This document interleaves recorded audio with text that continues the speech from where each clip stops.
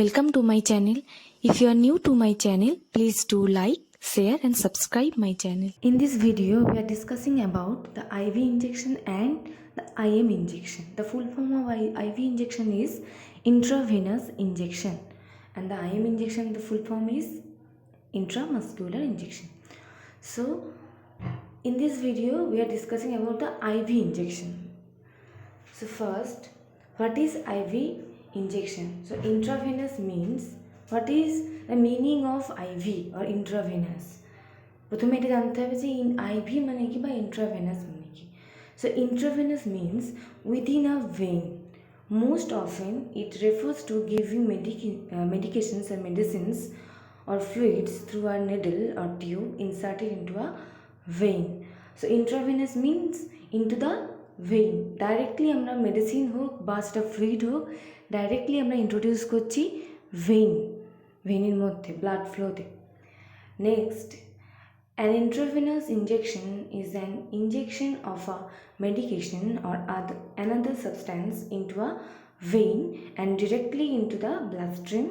It is one of the fastest ways to get a drug into the body.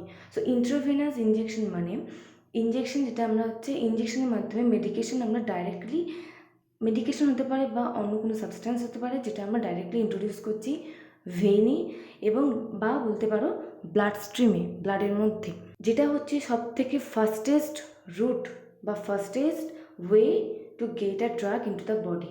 খুব তাড়াতাড়ি বা খুব fast action চাইলে আমরা ইন্ট্রাভেনাস রুটটা চুজ করে থাকি। Next, the purposes of intravenous injection. So আমরা ইন্ট্রাভেনাস ইনজেকশন বা ইন্ট্রাভেনাস রুটটা কখন মানে ইন্ডিকেশন হিসেবে বা কখন আমরা ইন্ট্রাভেনাস রুটটাকে অ্যাপ্লাই করব বা ইন্ট্রাভেনাস রুটটা আমরা কেন ইউজ করব।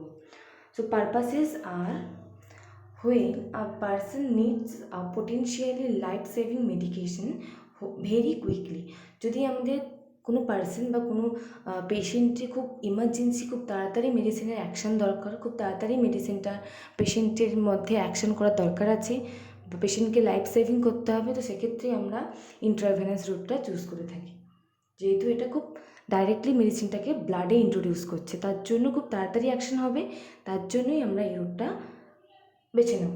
Next, when a person needs a very accurate dose of a medication, যখন কোনো পার্সনের একটা পার্টিকুলার ডোজ বা অ্যাকিউরেট ডোজের মেডিকেশন দরকার আছে এবং সেটা কুইকলি, সেক্ষেত্রেও আমরা এই রুটটা বেছে নেব।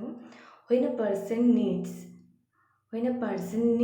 a large dose of a medication over an extended period of time, যখন কোনো পার্সন একটা হিউজ অ্যামাউন্ট অফ মেডিসিন, যেমন বিভিন্ন রকম অ্যান্টিবায়োটিক, পিপজো, সেফট্রিয়াক্সিন, এই ধরনের অ্যান্টিবায়োটিক পেশেন্ট কয়েকদিন ধরে কন্টিনিউয়াস বেসিসে পায় এবং এটা হিউজ ডোজে, ম্যাক্সিমাম বা লার্জ অ্যামাউন্ট অফ মেডিসিন, সেক্ষেত্রে আমরা আইভি রুটটা বেছে নেব। অনেকটা মেডিসিন অনেকটা পিরিয়ড ধরে যদি পেশেন্ট পায়, সেক্ষেত্রে আমরা আইভি রুটটা চুজ করব। Next point, when taking a medication by mouth would be impractical or ineffective, ধরো কোনো পেশেন্ট সলভ করতে পারছে না বা পেশেন্ট বাই ওরাল রুটে নিতে পারবে না বা ওরাল রুটে দিলে কোনো কাজ করবে না, তো সেক্ষেত্রে আমরা আইভি রুটটাকে ইউজ করব। Next point is when a person would otherwise require multiple injections, such as when receiving treatments for some chronic conditions, যেমন ক্যান্সার পেশেন্ট বা কোনো মাল্টিপল ডিজিজ কন্ডিশন পেশেন্ট একসাথে রয়েছে বা ক্রনিক কোনো ডিজিজ কন্ডিশনের পেশেন্ট, অনেক দিন ধরে পেশেন্ট সাফার করছে, সেক্ষেত্রে পেশেন্টকে মাল্টিপল মেডিসিন একসাথে দিতে হয়, অনেকগুলো মেডিসিন একসাথে পেশেন্টকে দিতে হয়, তো সেক্ষেত্রে আমরা আইভি রুটটা চুজ করব। যখন মাল্টিপল মেডিসিন পেশেন্ট অনেকটা টাইম ধরে পাচ্ছে, তো সেক্ষেত্রে আমরা আইভি রুটটা চুজ করব। Next, when a person can not eat or drink and requires fluid through an IV line, যদি কোনো পেশেন্ট বাই মাউথ, যেটা আমি একটু আগেই বললাম, বাই মাউথ বা বাই ওরাল পেশেন্ট মেডিসিন হোক বা ফ্লুইডস হোক পেশেন্ট কনজিউম করতে পারছে না, তো সেক্ষেত্রে আমরা আইভি রুটটা চুজ করব।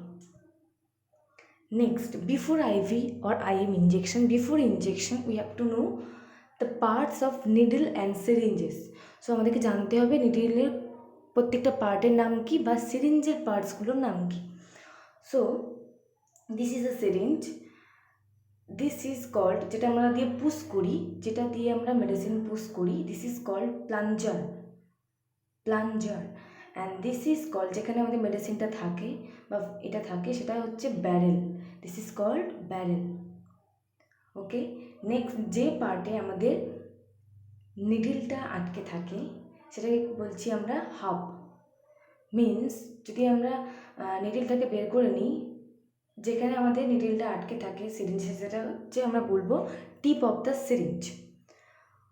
So the parts of syringe is, this is called plunger, this is called barrel, and where the needle is attached, this is called tip of the syringe.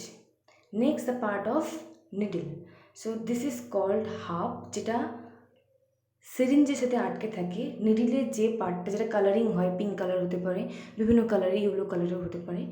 তো যে প্লাস্টিক পার্টটা যেটা সিরিঞ্জের সাথে আটকানো থাকে, this is called, the part of needle is called hub. Next, the needle, rest of the needle is called shaft, and where the needle যেখান থেকে মেডিসিনটা বেরোয়, যে ওপেনিংটা রয়েছে সেটাকে বলবো আমরা bevel.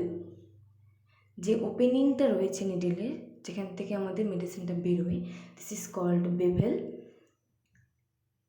and the ending part is called, the ending part of needle is called lumen. So those are the parts of syringe and needles. So next come to the IV therapy. আমরা কোন কোন basically peripheral site, মানে আমাদের arms এবং legs, আমরা এই জায়গাতে ivy maximum channel বলো, আইভি ক্যাথেটারাইজেশন আমরা এই জায়গাতেই করে থাকি, ক্যানুলেশন আমরা এই জায়গাতেই করে থাকি, বা মেডিসিন আমরা পেরিফেরাল সাইটই। তো আমরা জানি যে ম্যাক্সিমাম আমরা আইভি মেডিকেশন দিয়ে থাকি পেরিফেরাল সাইটে, বিশেষ করে আমাদের লেগস, আর্মস, এই সমস্ত এরিয়াতে। তো তাহলে আমরা কোন কোন ভেইনসে আমরা আইভি মেডিকেশন বা ইঞ্জেকশন দিতে পারি? So in our upper arm or in our arms, mainly forearms-এ যে ভেইনসগুলো রয়েছে সেগুলো হলো basilic vein, cephalic vein, median vein of forearm, cephalic vein, basilic ভেইনের ব্রাঞ্চ, রেডিয়াল ভেইন। তোমরা এই ভেইনসগুলোতে আইভি মেডিকেশন বা ইঞ্জেকশন দিতে পারি বা ক্যানুলেশনও করতে পারি। তো cephalic vein, basilic vein, median cubital vein, median vein of forearm, so those veins are for IV injection or cannulation, same as in our forearm. যদি আমাদের ডরসাল এরিয়াতে দেখি, তো ডরসাল এরিয়া অফ আর্ম, যদি আমাদের হাতের ডরসাল এরিয়াতে বলি, তাহলে ডরসাল এরিয়াতে এই ভেইনসগুলোতে আমরা আইভি ইঞ্জেকশন বা ইনফিউশন দিতে পারি, যেমন superficial dorsal vein, dorsal venous arch, basilic vein and cephalic vein. In the legs, the great saphenous vein, the dorsal arch, and the dorsal plexus. So those veins are for IV injection or medications. So এখানে সবগুলো প্যারেন্টারাল মেডিকেশনেরই angle রয়েছে। যদি আমরা intravenous বলি তাহলে 25 degree, মোটামুটি 25 degree অ্যাঙ্গেলে আমরা নিডলটাকে ইনসার্ট করব।